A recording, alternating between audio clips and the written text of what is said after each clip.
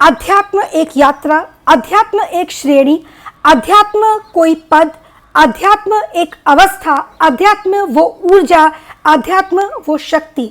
सशक्तिकरण करके भेजा गया है हमें। अध्यात्म को आप कोई भी नाम दे, उसे साइंस की ओर से देखें, उसे विज्ञान की तरह से देखें, उसे कॉग्निटिव ग्रोथ एंड डेवलपमेंट की तरह से देखें, उसे स्वयं के आत्म ऊर्जा के स्वयं से देखें, उसे प्राण ऊर्जा के माध्यम से देखें, उसे शक्ति के रूप में देखें, उसे जिसमें आप मानते हैं, जिस ऊपर वाले को, जिस खुदा ईश्वर परमेश्वर को आप मानते हैं, जिस देवी शक्ति को आप मानते हैं, उस रूप में देखें। अध्यात्म स्वयं की वो ऊर्जा जो स्वयं में लिप्त होके आपको और मुझे एक यात्रा का भाग बनाती है, जो हमारे भीतर, हमारे अंदर कहीं ना कहीं हमारे जन्म से पहले चले जा रहा है। The art to nurture motherhood, motherhood को एम्ब्रेस करना, अपनी माँ की माँ बनना, अपने पिता की माँ बनना, अपने औलाद की माँ बनना, अपने भाई बहनों की माँ बनना, अपने बेस्ट फ्रेंड की माँ बनना, अपने बेस्ट एनिमी की माँ बनना, दुश्मन हो या दोस्त, एक्वेंटेंस हो, अपना हो या पराया, कोई भी इंसान है, उसके मातृत्व के नज़र से उसे देखना और मातृत्व के भाव को एम्ब्रेस करना, मदरहुड को एम्ब्रेस करना। चाहे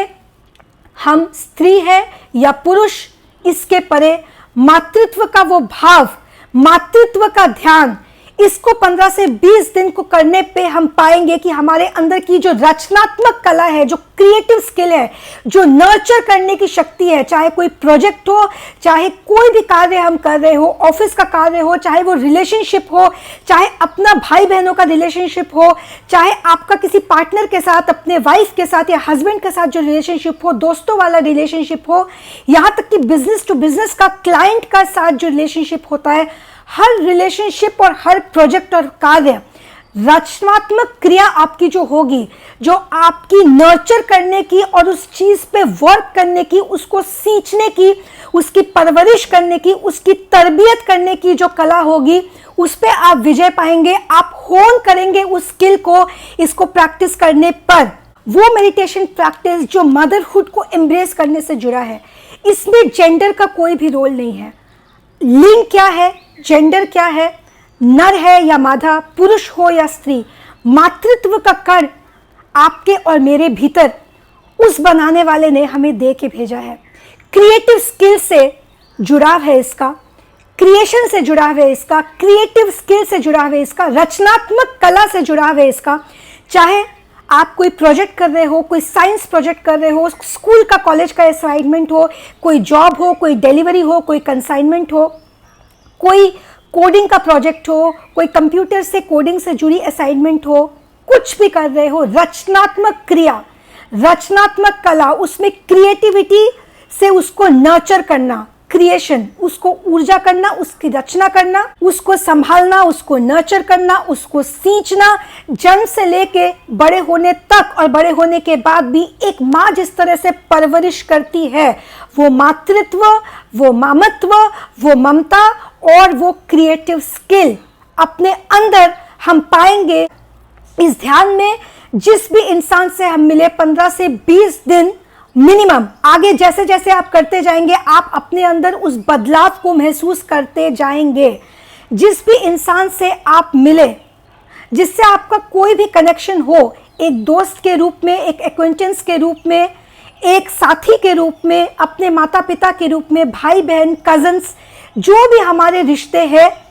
और जिनसे हमारा रिश्ता ना भी हो, जिनसे हम मिल रहे हैं, हमारे घर में या हमारे ऑफिस में, हमारे आसपास कर्मचारी जो है, उन कर्मचारियों के प्रति भी जब मातृत्व के नज़र से आप मातृत्व की जो ऑरा है, जो फ्रीक्वेंसी है, उसको अपने अंदर से जब आप उस एनर्जी को रेडिएट करेंगे, मदरहुड की एनर्जी को रेडिएट करने पे आप पाएंगे कि आपकी रचनात्मक और आपकी जो आर्ट टू नर्चर का स्किल है, किसी चीज़ को सींचने की, उसकी तरबियत करने की, उसकी परवरिश करने की,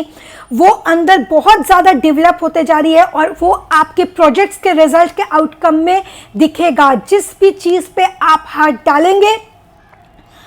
उस चीज को रचनात्मक रूप से आप उस काम को सफलतापूर्वक अंजाम देंगे और सेंस ऑफ एकम्प्लिशमेंट को अचीव करेंगे। सेंस ऑफ एकम्प्लिशमेंट ही होता है जो हमें पूर्ण रूप से किसी भी कार्य को छोटे से छोटा,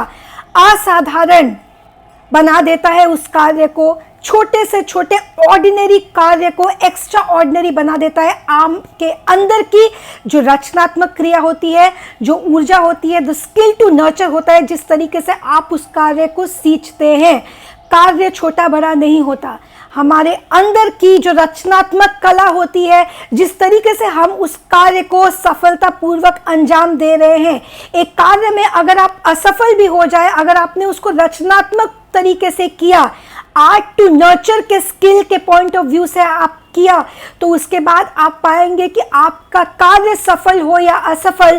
पूर्ण सेंस ऑफ एकम्प्लिशमेंट अचीव करेंगे और वो अनदेखा नहीं रहेगा। लोग उसको नोटिस करेंगे, लोग उसकी सराहना भी करेंगे। हार जीत को परे रख के सेंस ऑफ एकम्प्लिशमेंट वो अचीवमेंट होता है जो अनदेखा नहीं जाता। लोग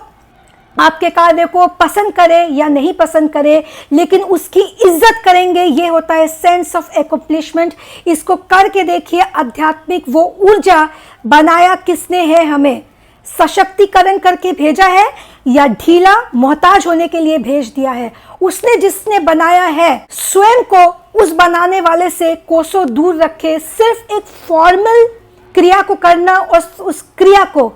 सही रूप में जीना, इसके बीच का अंतर मेरे होने और होने से पहले के बीच के उस समय को जानने की और उस समय की सहयात्री को जानने की। कौन था वो सहयात्री? आपका को ट्रैवलर कौन था आपके जन्म से पहले? मेरा साथी कौन था मेरे जन्म से पहले? मेरे मृत्यु के बाद मेरा साथी कौन होगा?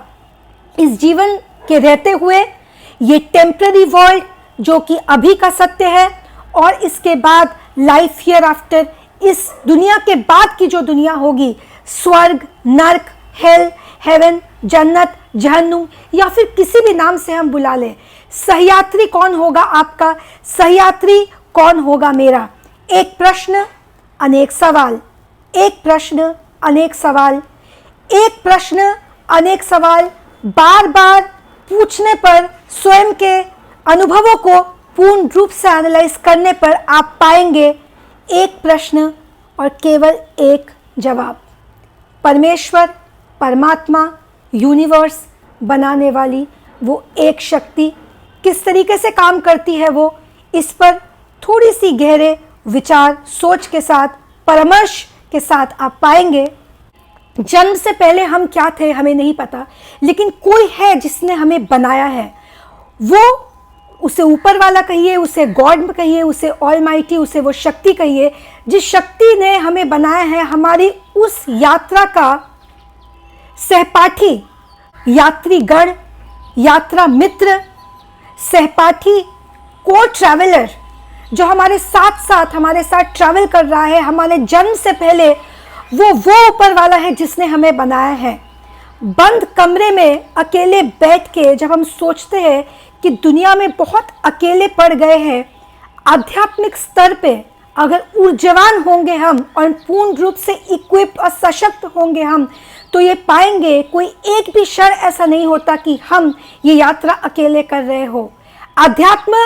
एकांत की यात्रा है, अध्यात्म एक की यात्रा है, अध्यात्म सबसे अलग होकर सिर्फ स्वयं के साथ मित्रता करके आगे बढ़ने की यात्रा है।